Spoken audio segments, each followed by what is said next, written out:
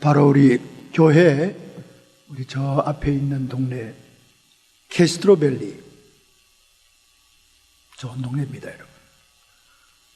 처음에 이렇게 교회에 부임해서 오니까 교우들이 전부 다 목사님 캐스트로밸리에다 집을 렌트하세요, 그렇게 얘기하시더라고요.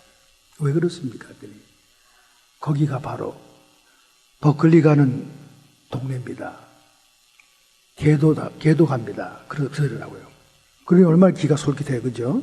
전부 다 미국은 목적이 다 자녀들 잘 되기 위해서 왔다고 그러는데 그래서 약간 다른 동네보다 좀 비싸게 주고 캐스트로밸리에 드디어 입성을 했습니다. 근데 캐스트로밸리가 그때는, 지금은 모르겠어요, 약간 인종차별이 있었어요. 학교에서도 많았습니다.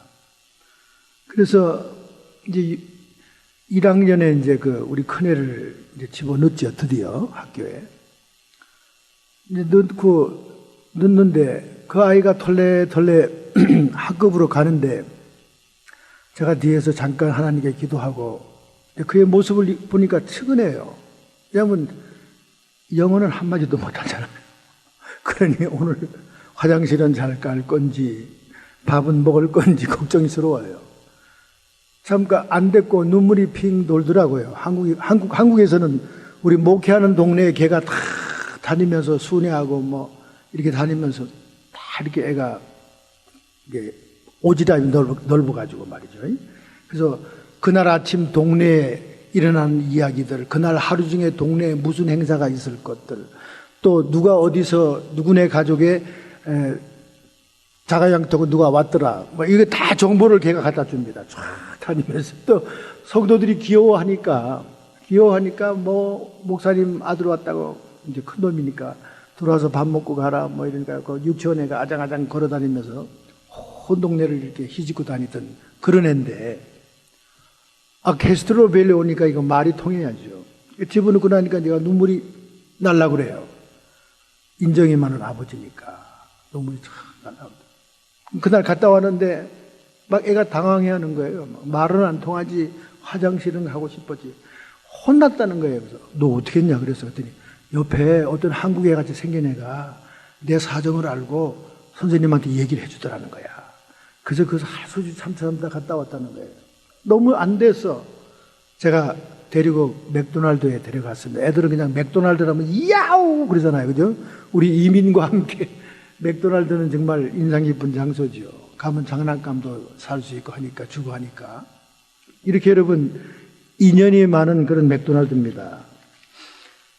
뭐 그래서 버클리 갔냐? 버클리 안 갔죠. UC 산타크루즈 갔습니다만은 어쨌든 하여간 캐스트로밸리는 교육도식은 틀림없어요. 제가 보니까 굉장히 잘 가르치고 하는 데인데 약간의 좀 백인들이 우세한 그 차별이 좀 있더라고요.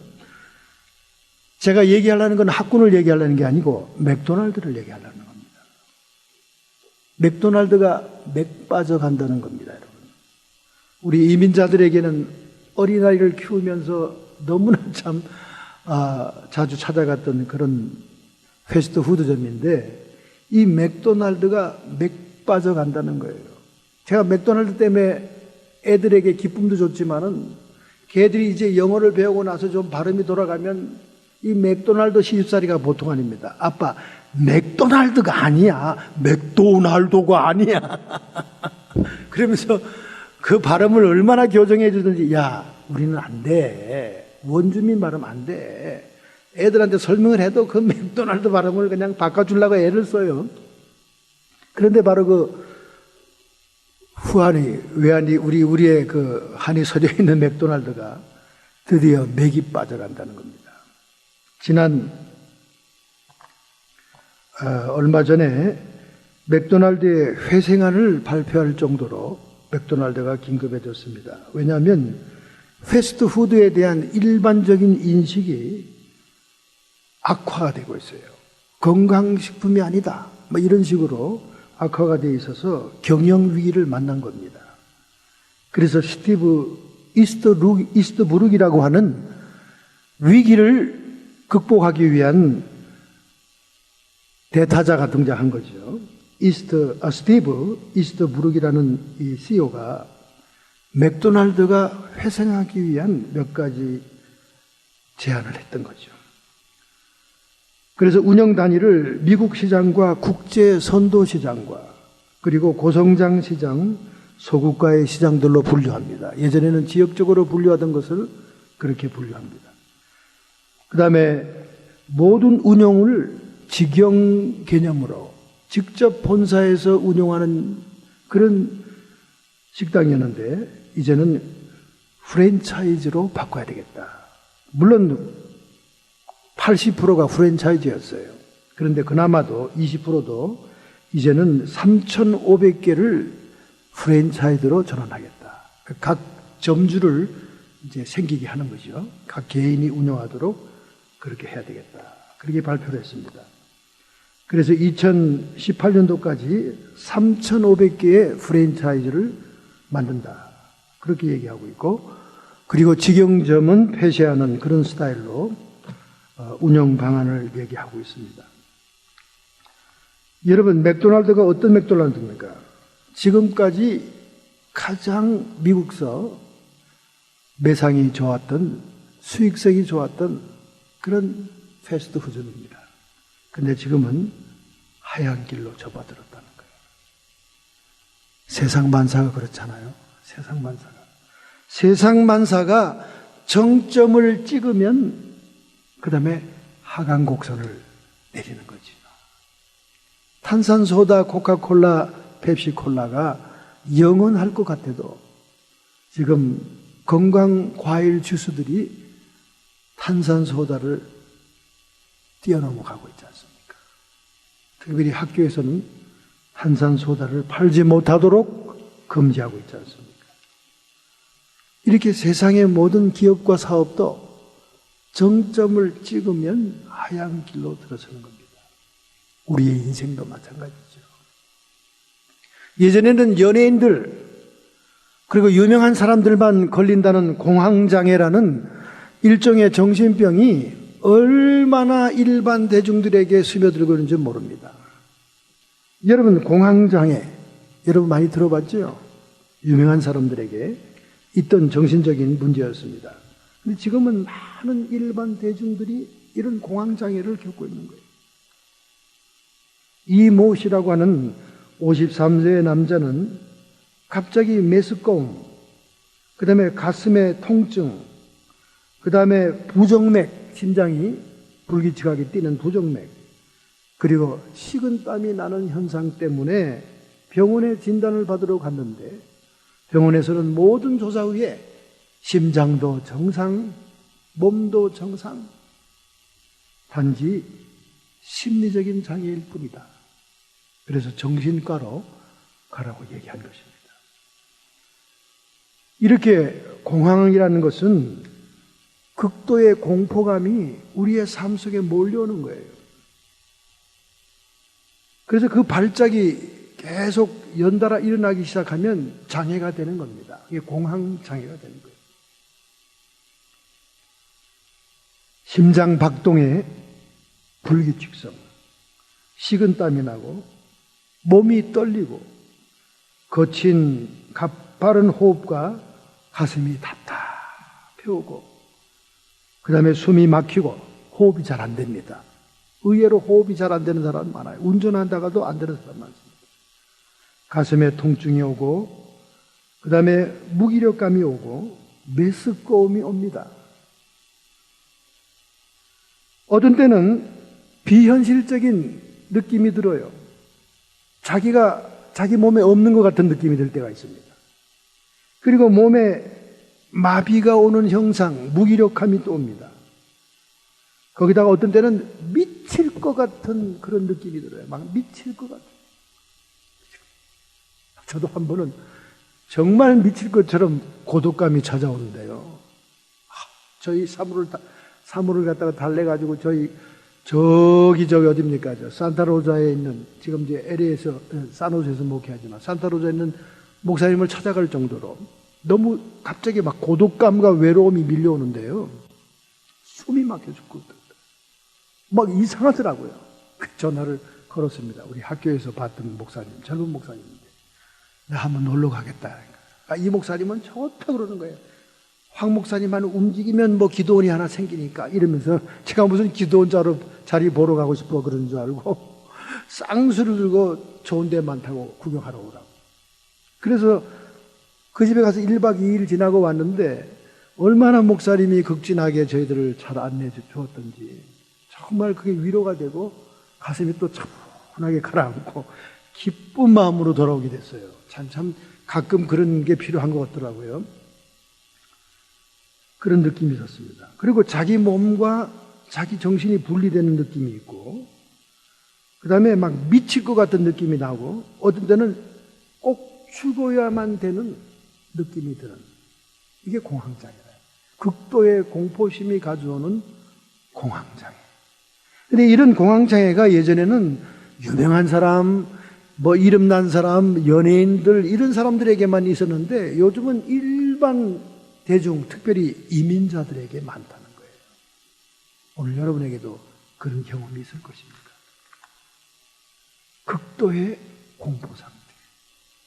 앞날에 대한 극도의 걱정이 그런 공포로 밀려오는 거예요. 이런 치료는 여러분, 정신상담과 약물치료가 있고 그리고 자기가 주변에 대한 느끼는 모든 생각을 바꿔야 된다는 거예요. 가장 쉬운 말로 마음을 비워라. 마음을 비우지 않으면 안 된다는 거예요. 자신에 대한 기대감, 주변에 대한 그런 모든 것들이 절망이 될 때 찾아오는 현상입니다, 여러분. 누구나 이런 느낌을 갖게 되죠. 이런 부정적인 감정은 주변에 대한 자기의 마음을 정리해야 됩니다. 사람들은 내가 좋아하는 것, 내가 싫어하는 것 두 가지밖에 없어요. 세상을 있는 그대로 봐야 되는데 자기를 중심해서 내가 좋아하는 사람, 내가 싫어하는 것들, 내가 좋아하는 거, 내가 싫어하는 거, 이 두 가지 흑백밖에 없다는 거예요. 그런 잣대로 주변을 보다 보니까 그런 상태가 된다는 겁니다. 그래서 우리는 제일 먼저 이 마음을 추스려야 되는 그런 과정이 필요한 것입니다. 바로 오늘 본문에서 예수님께서 얘기하는 말씀에 이 힌트가 있는 거예요. 말씀에 힌트가 있어요. 세상 사람들은 모든 사람을 다스리려고 하지만 나는 너희 중에 섬기는 자로 있다. 오늘 여기에 키가 있어요. 이것이 인간관계, 사회관계에서만 얘기하는 게 아니라 자신과의 관계에서도 마찬가지예요. 오늘 본문의 말씀은 여러분 어떻게 기록된 것입니까? 주님의 마지막 예루살렘의 사역 중에 6월절 최후의 만찬을 끝내시게 됩니다. 그 6월절 최후의 만찬에서 여호와의 첫 절기로 즐기는 이 절기가 자신이 완성했다는 의미로 떡을 자신의 살로, 포도주를 자신의 언약의 피로 말씀하시면서 6월절을 자신에게 적용하고 있는 것입니다. 그리고는 그는 죽음을 준비하기 위해 겟세마네 동산으로 기도하러 올라가고 겟세마네 동산으로 이동하며 움직이고 있을 때 제자들 간에 소란이 일어난 거예요. 누가 큰 자냐? 누가 큰 자냐? 누가 크냐? 누가 여기 우두머리냐? 이 서열 문제가 나온 겁니다. 지금 예수님은 착잡한 심정으로 대속을 이루기 위한 십자가를 앞두고 기도하러 나가는 길에 그 주님을 따르는 제자들은 자리 다툼을 하고 있는 거예요. 자리 다툼. 그 자리 다툼에 대한 주님의 답변, 그 자리 다툼에 대한 주님의 말씀이 오늘 이 땅에서 사명의 인생을 살고 있는 우리들에게 주시는 태도, 자세에 대한 말씀을 주고 있는 것입니다. 여러분, 이 광경을 한번 상상해 보세요. 얼마나 철이 없이 보입니까?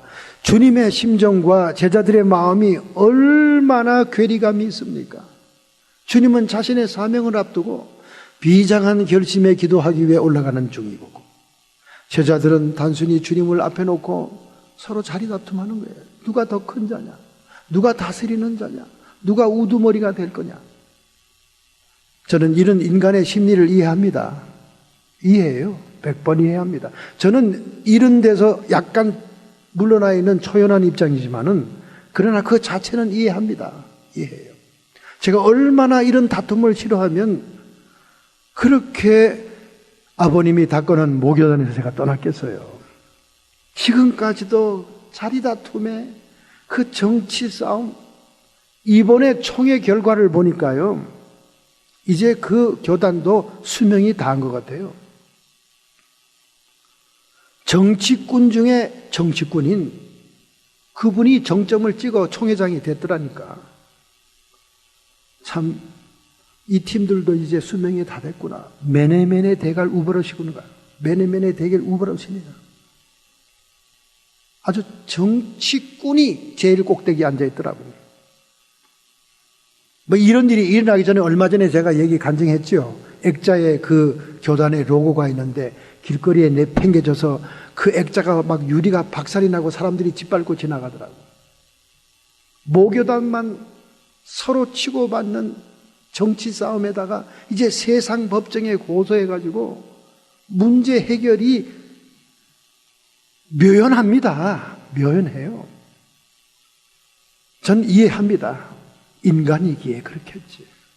뭐 드라마 우리 조상들 왕을 가운데 놓고 붕당을 이루고 사색당장 결판을 내고 그냥 삼족을 멸하고 죽이고 살리고 하는 그 피 DNA도 이해하지만은 이해해요.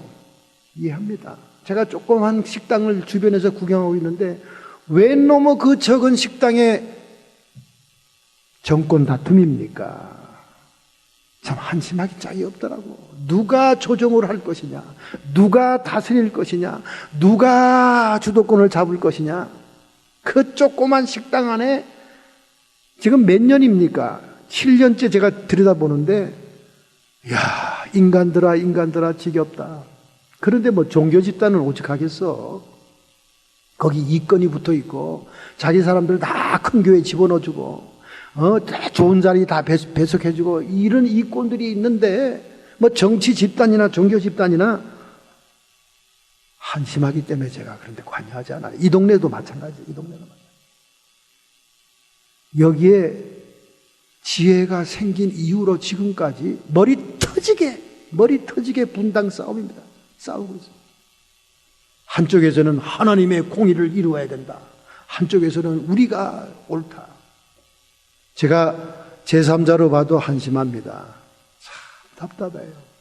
그러니 뭐 예수님 같이 메시아로 오신 분, 오병이어의 기적을 일으키고 무리를 걸으시고 마치 로마를 때려잡을 것 같은 왕권을 가진 분으로 보이는 앞에서 이 제자들이 누가 큰 자냐, 누가 예수님의 직속 상관이냐, 뭐 직속 누가 될 것이냐, 이 다툼 이해는 합니다. 이해는 해요. 인간이 그러니까 이해는 합니다. 그러나 너무 한심한 모습 아닙니까? 우리 주님의 답변의 귀를 기울여야 됩니다. 27절 30절 말씀. 그러나 나는 섬기는 자로 너희 중에 있노라. 너희로 내 나라에 있어 다스리게 하려 하노라. 그렇게 다스리고 싶고, 그렇게 군림하고 싶고, 그렇게 사람들을 조종하고 싶고, 그렇게 사람 위에 올라서고 싶으면 하나님 나라 가면 하나님이 보상으로 그렇게 해주겠다는 거예요. 여기 보니까 오늘 뭐 보좌에도 앉혀주겠다는 겁니다. 그러나 이 세상에서 큰 자는 그 나라에서 작은 자예요. 그 나라에서 큰 자는 이 세상에서 작은 자가 돼야 된다는 겁니다. 그것이 예수님의 답변이에요. 누가 크냐가 중요하지 않은 거예요. 누가 작으냐, 누가 섬기는 자냐가 중요하다는 겁니다. 하나님의 나라는 세상의 나라와 전혀 다른 가치 전도의 나라입니다. 가치가 다른 나라예요. 세상에서 큰 자는 그 나라에서 작은 자요. 세상에서 작은 자는 그 나라에서 큰 자다. 그 말이에요.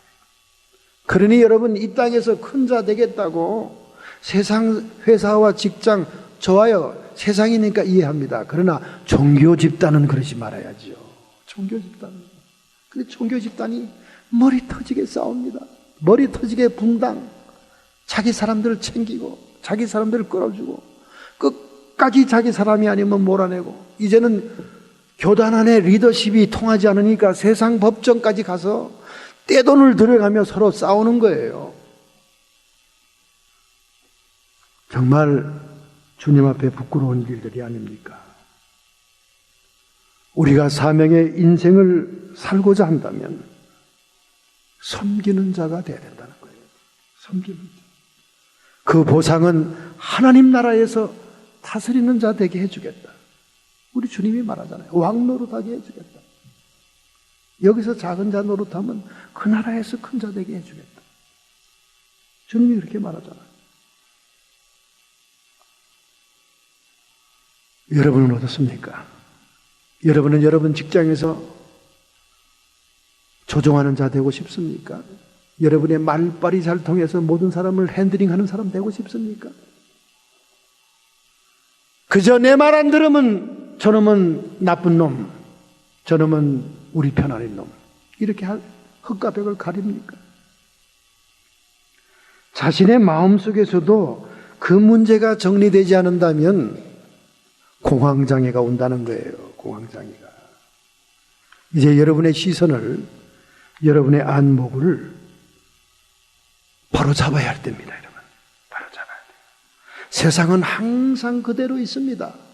그 세상을 어떻게 해석하느냐, 어떻게 내가 대하느냐, 내 마음의 문제예요. 내 마음의 문제입니다. 여러분의 시선을 바꿔야 됩니다. 여러분의 시선을 있는 그대로 보세요. 있는 그대로 받아주세요. 여러분이 지나친 기대를 하기 때문에 지나친 절망이 오고, 그래서 또 그 절망의 구렁텅이에 떨어지니까 공황장애가 오는 거예요. 공황장애. 자기 뜻대로 안 되니까. 자기 뜻대로 안 되니까 이제 그게 두려움과 공포로 변하는 겁니다. 어떻게 내가 앞으로 살아가지?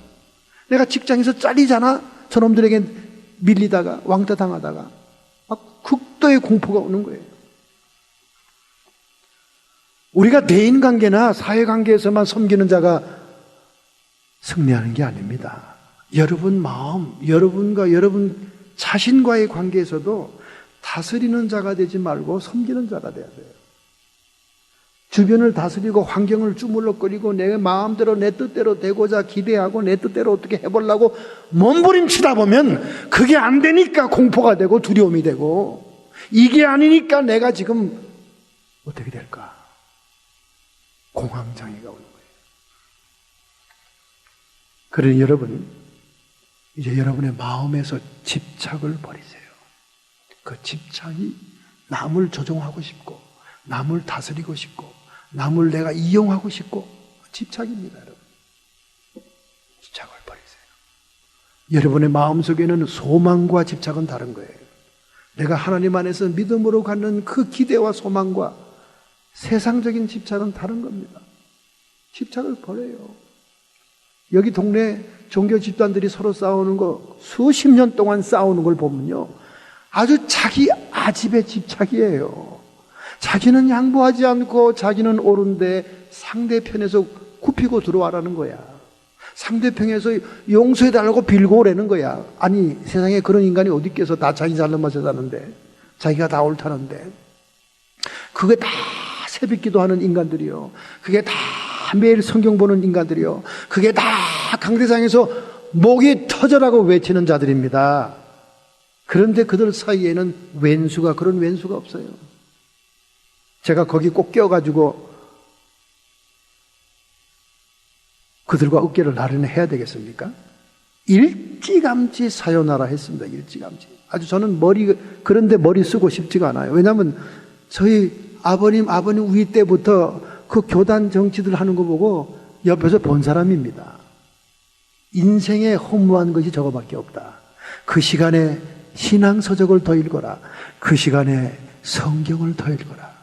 그 시간에 기도에서 하나님의 신령한 세계와 영적인 희열과 기쁨을 느끼고, 그리고 영적인 영향력을 주는 것이 더 하나님께 열매를 드리는 거지. 맨날 같이 홈타운 뷔페에서 밥 먹을 때는 다 하나인 것 같아. 돈 내는 사람이 따로 있으니까. 근데 그냥 회의만 하면 목숨을 걸고 싸우는 거야. 목숨을 걸고 싸워요. 제가 이런 걸 여러분들이 얘기 안 하면 여러분이 자꾸 속기 때문에 그래요.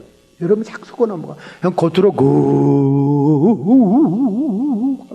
성도들 앞에서 성경책 큰 것만 끼고 있으면 다 신령해 보이니까 여러분이 속는 게 너무나 안타까워. 이런 얘기를 하는 거야. 섬기는 자로 있어야 됩니다, 여러분. 여러분의 마음도 추스리기 위해서는 섬겨야 돼요. 세상을 있는 그대로 보시고 있는 그대로 용납하시고 수용하세요. 너무 집착해서 내 생각대로 내 뜻대로 핸들하고 움직이고 다스리고 어떻게 해보겠다고 몸부림치다가 안 되니까 그게 절망이 되고 공포가 되고 두려움이 되는 거야. 내가 저놈을 제압하지 못했어? 그럼 그놈이 나를 먹어치우겠네? 나는 어떻게 살아 앞으로? 이게 공포가 오는 거라니까. 이게 공황장애가 되는 거예요. 식은땀이 나고 헛구역질이 나고 심장이 불규칙적으로 박동하고 온 전신이 마비되는 무기력감을 느끼고 내 몸과 내 마음이 따로 노는 것 같고 미쳐 죽을 것 같은 느낌이 드는 그런 장애가 없다는 거예요.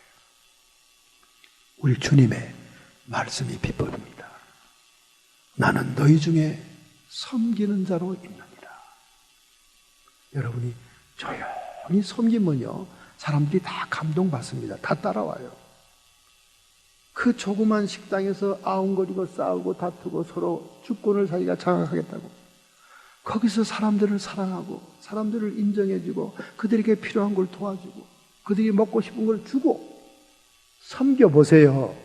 다 여러분에게 좋다고 따라옵니다. 그게 여러분 사랑으로 정복하는 거지. 뭘 그렇게 사람들이 탁월하고 그렇게 우수한 사람이 따로 있다고 독불장군이 없는 거예요. 나도 약점이 많은 인간이요. 너도 약점이 많은 인간이요. 서로 미스테이크 했으면 서로 용서를 구하고 화해하고 악수하면 되는데 나만 옳고 하나님은 내 편이고. 며칠 전에 우리 조카 졸업식 때문에 LA 토렌스에 내려갔는데 그 토렌스 그 유명한 교회 하나 있지 않습니까? 제일 큰 교회.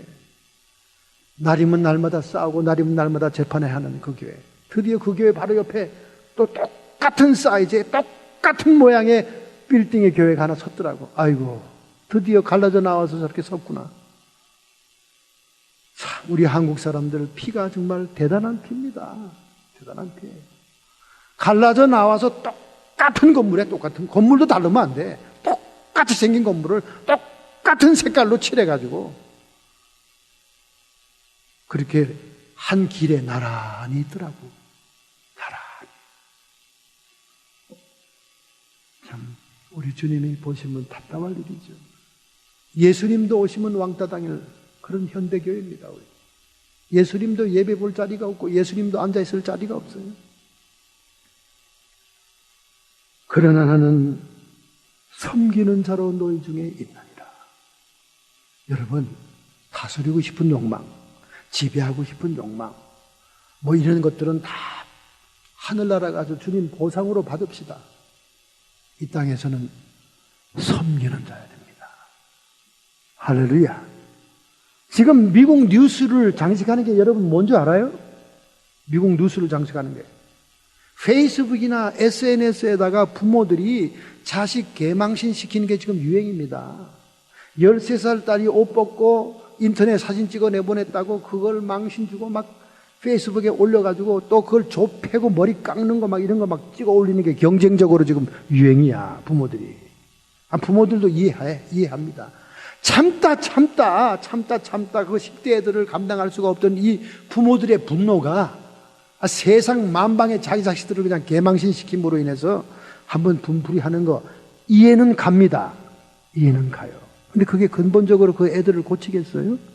지금 부모들이 페이스북에다가 딸들을, 아들들을 개망신 시킨 것 때문에 자살하는 애들이 얼마나 많아요. 아니, 애들을 고치겠다는 거예요. 애들을 죽이겠다는 겁니까? 유행할 게 따로 있는 거 아닙니까? 자식도 원수지만은 우리가 섬기는 자세로 끝까지 참아주고 기다려주면 걔들이 또 철들고 나이 들면서 또 정신을 차립니다. 그리고 인간의 힘으로 안 될 때는 하나님께 부탁해 놓으면 돼요. 기도가 됩니다. 기도로 돼요.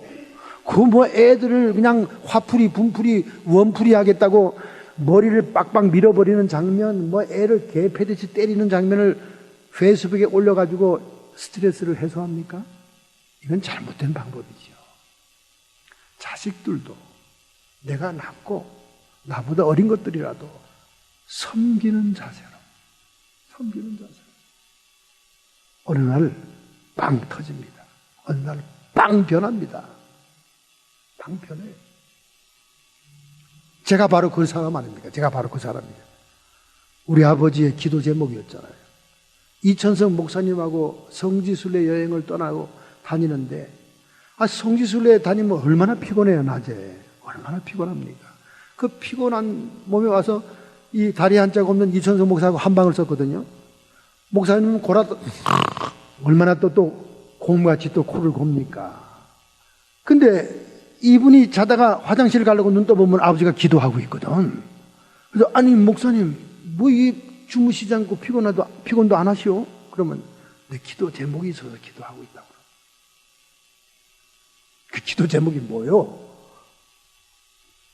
영의 아버지라고 그랬거든. 아버지한테, 저희 아버지. 영의 아버지 기도 제목이 뭐예요? 우리 아들 중에 내 기도 제목이 하나 있어. 그러니까 제 이름을 얘기한 거예요. 제가 신앙의 방황이 아주 심하게 찾아왔을 때가 있었어요. 그러니까 그 인간 나한테 보내!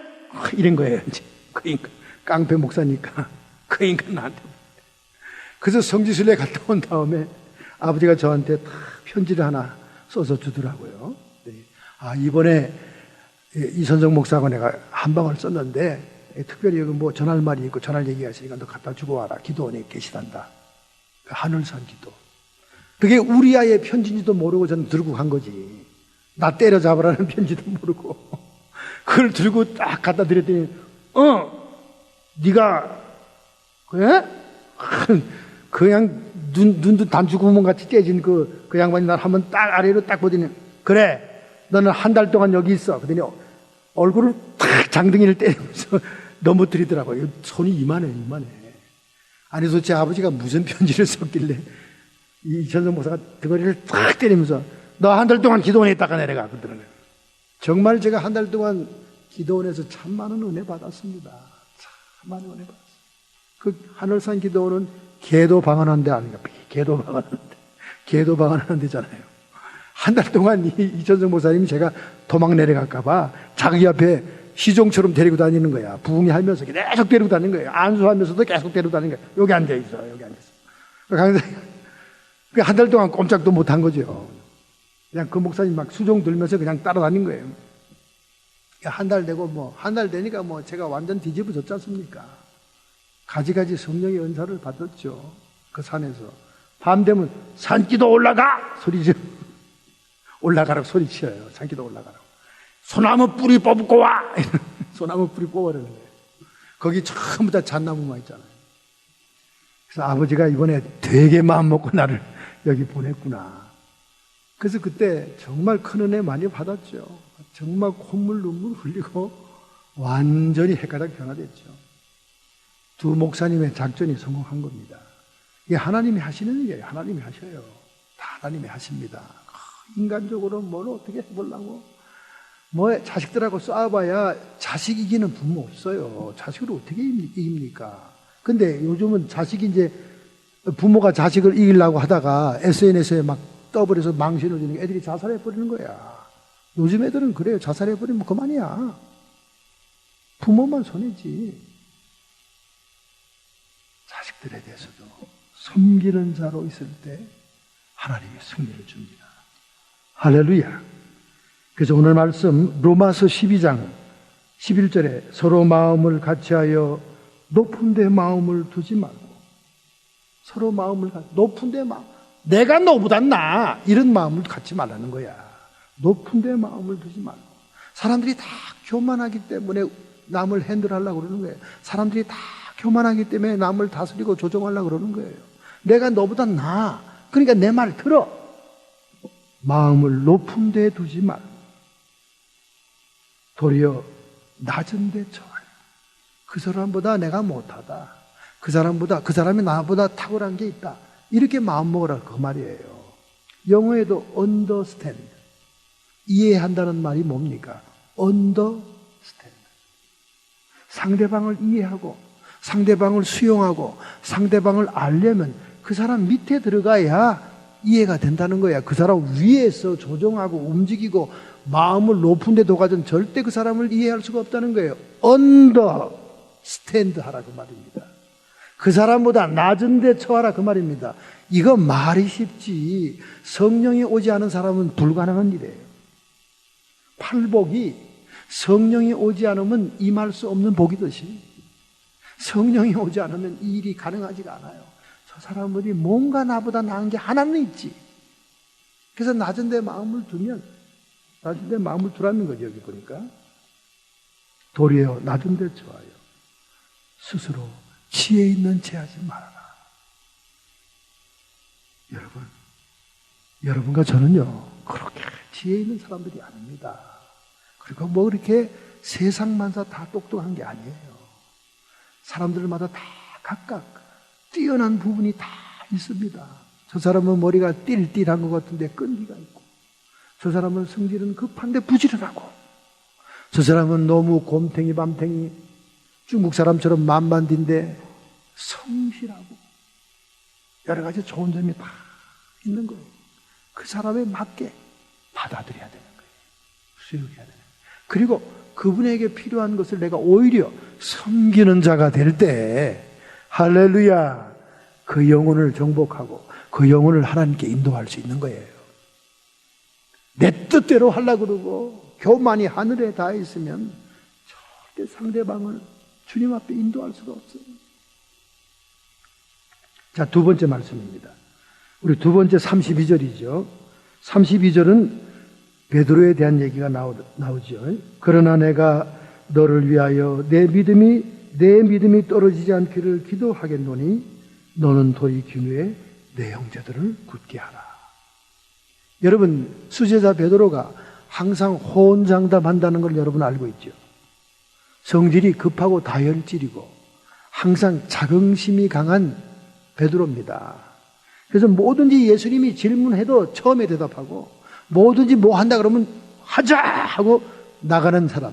그래서 저 선도를 잘하는 분이죠. 베드로는 처음에 일을 잘 벌려요. 뒷수습은 잘 안 됩니다. 뒷수습을 잘하는 사람은 바울이에요. 바울은 끝까지 뒷수습을 잘하는 사람. 뒷수습을 잘하는 사람은 누굽니까? 요한이죠. 요한. 그러니까 베드로는 개척자고 앞에서 밀고 나가는 성격이고, 그 다음에 바울은 중간에서 이렇게 세우는 자고, 그 다음에 요한은 뒤에서 이렇게 마무리하는 자입니다. 그 요한은 사복음을 마무리하면서 요한계시록을 마무리하잖아요. 요한이 부름을 받을 때 그물을 깁는 자였습니다. 베드로가 예수님의 부름을 받을 때 그물을 던지는 자였어요. 다 특징이 있습니다. 베드로는 그물을 던지는 자, 일을 추진하는 자입니다. 그런데 요한은 뒤에서 그물을 깁는 자, 마무리하는 자예요. 사도 바울은 천막 짓는 자, 세우는 자입니다.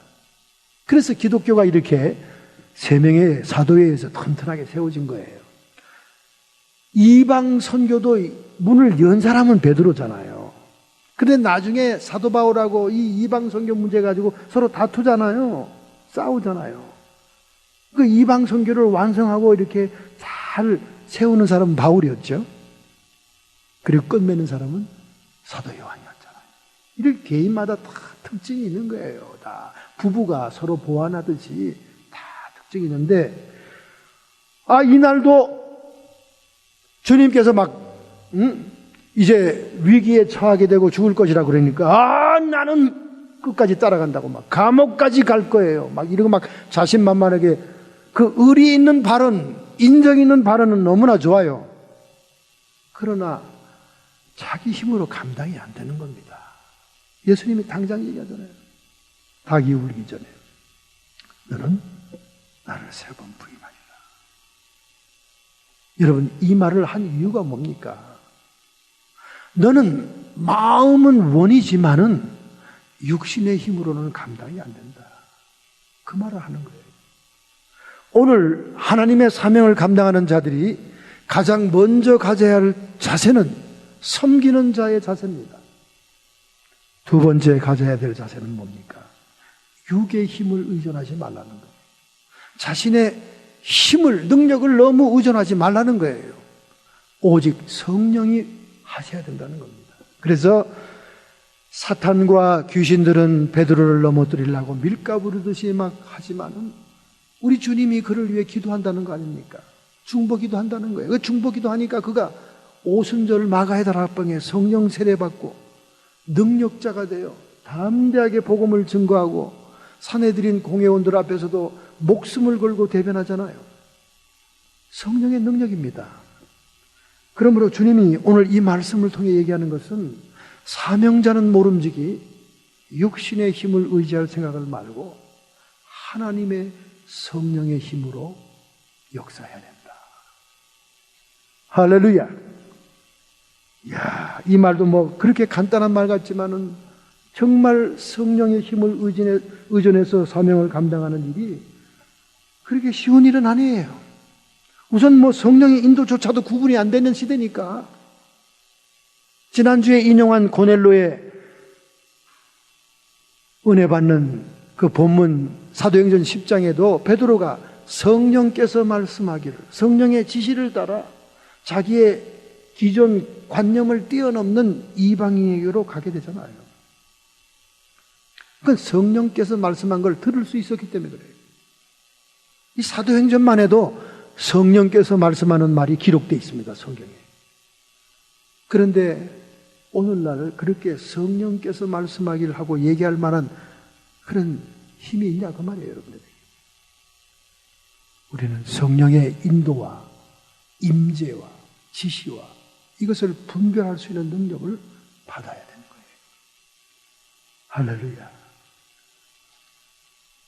최근에 마켓 스트리트에 있는 유명한 장난가게가 문을 닫았습니다. 왜냐하면 렌트비가 5배나 올라서 그래요. 4만 달러를 내놓으라고 그래요. 4만 달러. 여러분 가보세요. 마켓 스트리트에. 이 제프리스 토이스라는 거는 애들 키워본 사람은 다 한 번씩 가봤을 거예요. 조그만 마켓이에요. 조그만 마켓. 1936년도에 마크 룬이라는 가정이 그 가게를 열어서 1970년대에는 최대 피크의 번성기를 이뤄 헤이워드 산리랜드로에 지점을 낼 정도였습니다. 그러던 가게가 렌트비가 4만 불 내놓으려니까 이제는 대책이 없는 거예요. 그래서 문을 닫게 됐어요. 얼마나 이 가게가 유명한 가게인 줄 아십니까? 여러분 토이스토리라는 픽사 디즈니랜드의 만화영화 기억하죠? 저는 2번씩 봤어요. 2번씩. 얼마나 재밌던지 2번씩 봤다니까. 제가 2번씩 보니까 유학생들이 아이고 목사님 뭘 그걸 2번씩. 정말 재밌어요, 여러분. 한번 보세요, 한 번 사람은. 이 토이스토리를 바로 이 제프리스 마켓 스트리트에 있는 이 가게에서 영감을 얻어가지고 그들이 그 영화를 만든 거예요. 지금 그 영화는 픽사 그 작품의 아주 기록적인 영화 아닙니까? 그런 기념비적인 가게가 돈 때문에 문 닫는 거예요. 그래서 이 가게 주인이 뭐라고 그런지 알아요?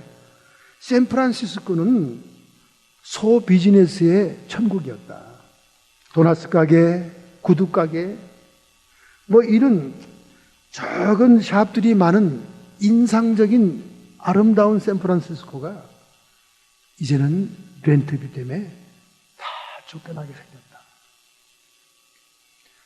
일반 비즈니스만 돈이 문제가 되는 게 아닙니다. 이 자본주의 사회에 처해 있는 교회마저도 교회마저도 돈이 문제가 되고 있어요. 교회가 돈을 부리는 건지 돈이 교회를 부리는 건지 구분이 안 될 정도로 변화되고 있는 거죠. 이제 이 교회는 돈이 없으면 운영이 안 될 정도가 됐어요. 왜 그렇습니까? 세상살이나 교회살이나 생존 방식은 비슷하다 그 말이야.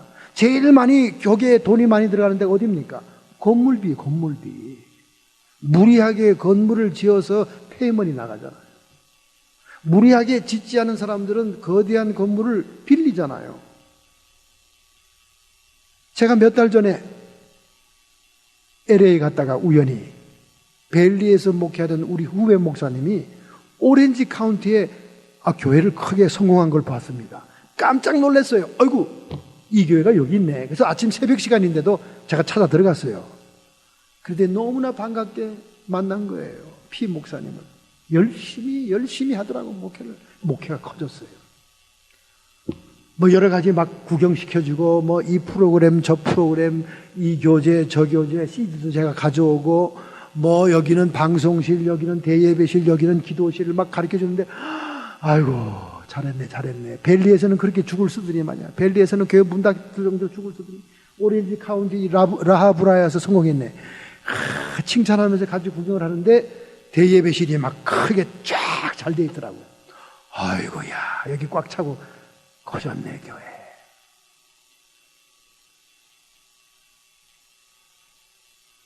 제가 근데 왜 침묵을 할까요? 뒤통수를 얻어맞은 게 하나 있다, 그 말이에요. 목사님, 그런데 이 건물 렌트비가 15,000불이에요. 그 얘기를 듣는 순간, 아이고, 하나님. 이 목사가 이 15,000불을 매달 내려고 얼마나 힘들겠는가. 여러분, 미국서는 한 달이 왜 그렇게 빨리 날아옵니까? 그죠? 껐는데 또 와.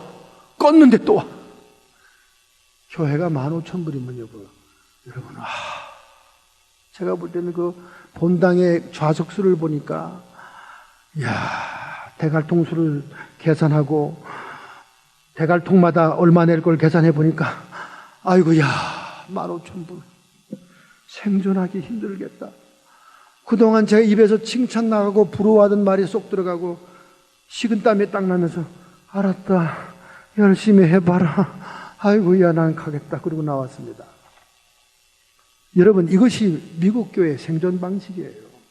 그러니 교회가 돈을 움직이는지 돈이 교회를 움직이는지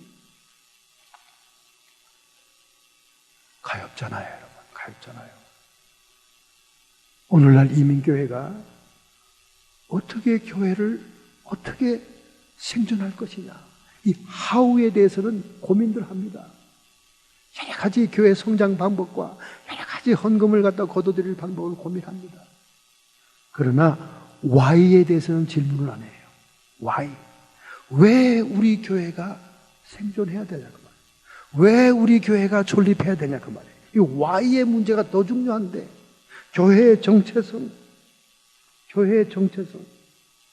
교회는 왜 존재해야 되는가? 교회의 의미가 무엇인가? 교회는 무엇을 해야 되는가?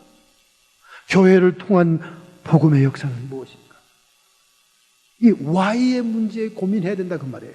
이 How의 문제는 시대별로 역사별로 수없이 변할 수가 있습니다. 그러나 Why? 왜 교회는 있어야 되는가? 이 교회 본질의 문제에 우리가 충실해야 됩니다. 교회의 본질의 문제가 사라지고 돈의 지배를 받는 순간, 그는 육적인 교회요, 적자 생존의 교회요, 찰스 다윈의 진화론적인 교회요, 육의 힘으로 끌고 가는 교회다 그 말이야. 제가 한국에 대관령에 있는 교회 기도원 부흥회 갔더니 처음에 원장님이 공항에 만나서 식사를 대접하는 소리가 이 소리더라고. 목사님, 저는 이제 부흥에 참석한 성도들의 머리가 돈으로 보여요. 그러더라고. 여러분, 이 미국의 무명의 목사를 불러준 원장님인데 얼마나 감사합니까? 덕담을 해야죠. 그리고 다음에 또 초청받으려면 비율을 맞춰야 될 거 아니야. 근데 제가 그 장중에서 무슨 말이 나온 줄 알아요? 원장님, 성도들의 머리가 돈으로 보이기 시작했다면 그만둘 때가 됐습니다. 원장님은 타락한 거예요. 왜 그 원장이 그 얘기를 하는지 제가 알기 때문에 그래요. 이번 부흥회 때 적어도 2억은 뽑아줘야 돼. 그 얘기를 하려고 그러는 거야. 그 얘기를. 2억은 뽑아달래, 2억. 원장님, 성도들이 은혜 받으면 절로 돈이 나오고요. 그리고 원장님이 그 분에 넘치게 지은 그 교회, 겨울에는 막 드럼강으로 들어가는 그 기름값, 그거 다 하나님이 아십니다. 하나님이 다 알고 계세요. 정말 그때 제 집회에서 1억을 내는 분이 계시더라고요. 여자분인데.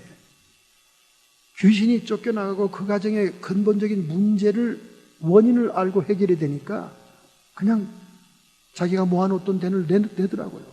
누가 내라고 얘기하지 않아도 내요. 그분의 문제가 뭔지 아십니까? 부흥회를 끝나고 나는데 올라와서 하는 말이, 목사님, 우리 오빠는 미쳐서 용인 정신병원에 있어요. 아, 그래요? 근데 잘 치료하면 되겠네요. 그런데 문제가 거기서 끝나는 게 아니라 제 아들 2명이 정신이 오락가락해. 하나는 지금 고3인데 여태까지 강남 대치동에서 공부 잘하다가 지금 시험 때가 다가오는데 정신이 오락가락하네요. 도대체 나는 어떻게 해야 됩니까? 남편은 저 강원도에 관공서에 높은 분으로 가 계시고 저는 강남에 살고 있어요. 뭔가 원인이 있을 것입니다. 기도해 봅시다, 이번에. 이제 남은 시간이라도 부흥에 참석하는 것으로 끝나지 말고 하나님께 간절하게 매달려서, 하나님, 우리 가정에 다가온 이 환난의 원인이 무엇입니까? 물어보셔야 됩니다. 그럼 저도 계속 이 집회 기간 동안 자매님 위해서 기도하겠습니다. 난 누군지는 모르는데 서로 어느 교회 여전도 회장이래요. 원장님이 나중에 기뜸에서 알았습니다. 그런데 응답이 멀지도 않아 그 다음날 새벽에 하나님이 저에게 응답해 줬어요. 그 가정사의 문제입니다. 가정사의 문제. 그 어머니가 소실이었어요. 오빠와 그 여전도 회장의 어머니가 소실이었어요. 그런데 그 본부인이 아기를 못 낳는 사람이었어요. 근데 그 소실이 자기가 아기를 낳았다고 본부인은 그렇게 사이좋게 지나왔는데 어느 날 그를 무참하게 남편이 돌아간 지 얼마 안 다음 재산을 다 뺏어버리고 쫓아버린 거예요. 그게 순식간에 저의 환상에 나타나더라고요. 그분이 절대 저에게 그런 말 한 적이 없습니다. 그래서 새벽기도 마치고, 새벽기도 준비하기 전에 그걸 받았기 때문에 새벽기도 마치고 그분을 강상으로 올라오게 한 다음에 그 얘기를 했어요. 그랬더니 펑펑 울더라고요. 너무 우리 가정에 수치스럽고 알리고 싶지 않은 비밀을 목사님이 알고 계시네. 내가 하는 게 아니에요. 저는 단순히 성령님께 기도한 것 뿐입니다. 성령님이 가르쳐 주셨어요. 그 문제를 뿌리를 뽑아요. 당신 가정에 임한 저주가 떠나간대요. 그랬더니 그 나치배 그날 하루 온종일 금식하면서 그분이 통곡하고 회개하더라. 그때가 경포대가 피크를 기는 여름이에요. 여름. 다들 해수욕장 갈 때예요. 해수욕장 갈 때. 다른 가족들하고 와가지고 다른 가족들은 해수욕장에 있고 그 사람만 올라온 거야. 집회 포스터 보고. 미국서 어떤 목사님이 왔다 그러니까 자기 개인 비밀이 탄로나지 않을 것 같으니까 올라온 거예요. 그 다음에 저녁 집회 때 캐스팅 아웃을 했습니다. 정말 온 기도원이 떠나가도록 했어요. 얼마나 떠나가도록 했는지 원장님이 막 붙어 따라다니고, 그리고 그 대강당에 있는 사람들이 내려와서 볼까봐 소강당에서 하고, 그 대관령 그 시원한 물이 떨어지는 폭포가 있는데 막 뛰어나가가지고 막 토하면서 막 귀신이 떠나가는데 제가 너무나 위험하니까 그 청년회장 이런 사람들을 붙여가지고 그분을 붙들게 하고 그랬어요. 그런 기적들이 일어나고 난 다음에 제가 지난주에 입었던 양복이 그분이 해준 거예요. 그분이. 제가 이런 자랑을 잘 안 한다. 지난주에 입었던 양복이 그분이 해준 거예요. 서울에서 제일 좋은 데 가서 해준 거예요.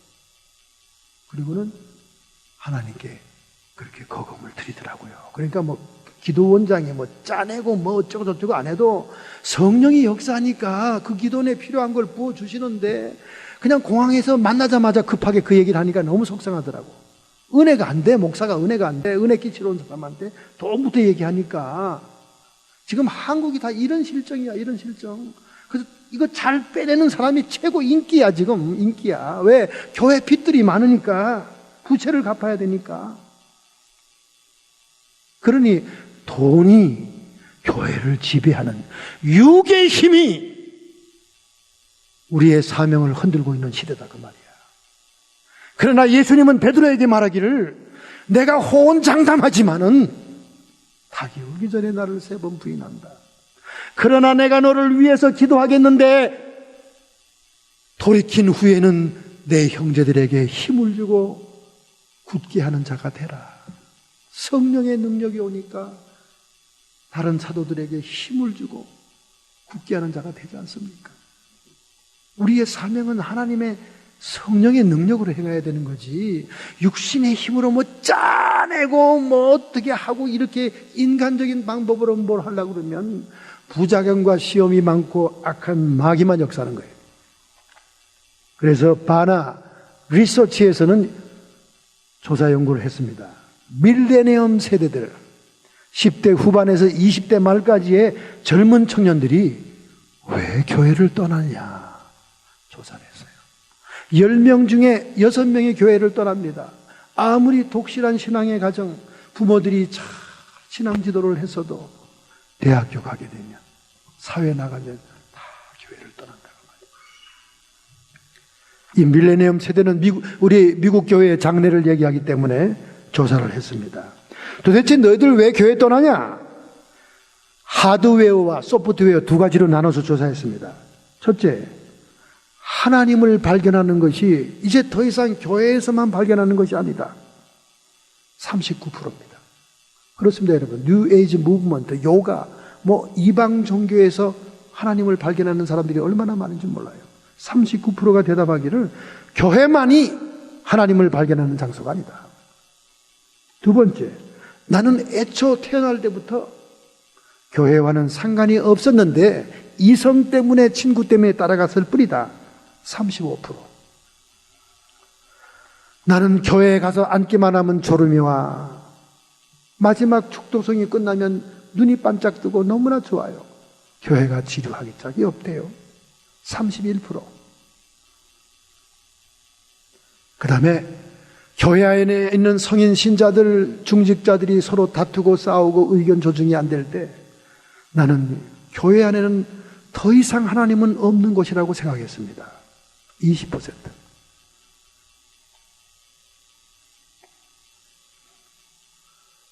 그 다음에 교회의 예배 양식과 찬송하는 것이 구식이다. 8%. 이 젊은 세대가 가장 적은 퍼센테이지가 예배 양식 찬송가에는 구식이다라는 말, 거기에 너무 좌우되는 게 아니다는 거예요. 근데 오늘날 교회는 어디에만 집중합니까? 청년을 떠나게 하지 않기 위해서 어디에 집중해요? 미친 듯이 찬송하는 것밖에 개발하는 게 없다 그 말이야. 그건 8%밖에 안 된다는 거예요. 그 다음에 소프트웨어에 대해서 물어봤습니다. 87%의 퍼센테이지가 너무 기성교인들이 비판하고 정죄한다. 율법과 성경의 잣대로 너무나 자기들을 비판한다는 거예요. 정죄한다는 거예요. 그 다음에 위선적이다. 85%. 교인들이 너무나 위선적이다. 안과 밖이 다르고 교회와 바깥의 생활이 다르다. 그 다음에 또 뭡니까? 위선적인 것이 85%. 그 다음에 다른 사람의 사정에 대해서 무관심하다. 70%. 너무 관심이 없다는 거예요. 남이 죽는지 사는지, 직장이 떨어졌는지, 어떤 기분과 입장인지 관심이 없다는 거예요. 그 다음에 동성애를 반대하기 때문에 싫다. 91%. 참나. 동성애를 반대하기 때문에 싫다. 91%. 그러니 이 젊은 세대는 성경 진리에 대해서 상대주의적이고 종교다원주의적이고 그리고 포스트 모더니즘적인 태도를 취하고 있는 거예요.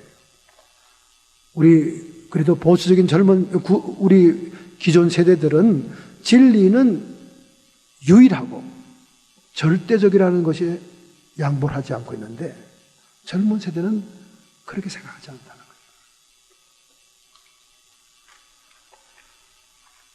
정말 이 시대는 교회가 왜 존재하는지가 중요한 시대입니다. 최근에 미국의 애틀란타 지역에 3만 명의 교인이 나오는 목사님이 계십니다.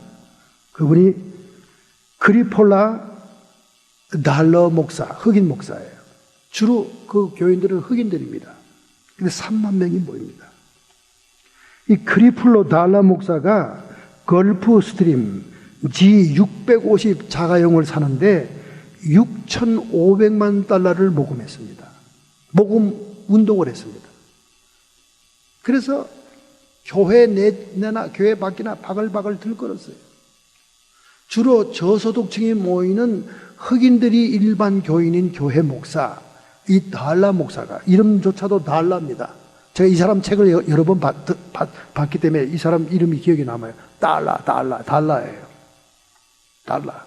근데 이 사람이 지금 최근에 말이죠. 비행기 사겠다는 거야. 걸프 스트림 G650 비행기, 제트 비행기를 사겠다고 6,500달러를 모금 운동한 거예요. 그런데 막 교인들이 시험 들기 시작한 거예요.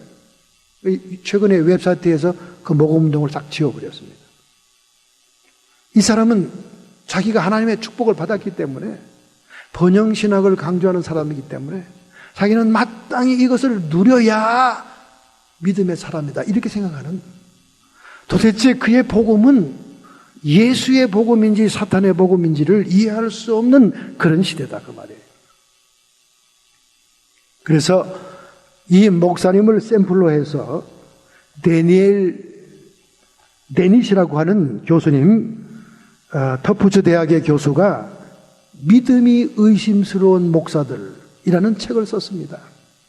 거기에 보수적인 목사님 3명, 진보적인 목사님 2명을 심층 인터뷰해서 첫 번째 논문을 내놨을 때 기독교의 반응은 별 반응이 없었어요. 뭐 그런 사람이 한두 명인가? 이런 반응이었어요. 이분이 이 반응을 보고 더 놀래가지고 더 많은 사람을 인터뷰해서 완성한 책입니다. 믿음이 의심스러운 목사들.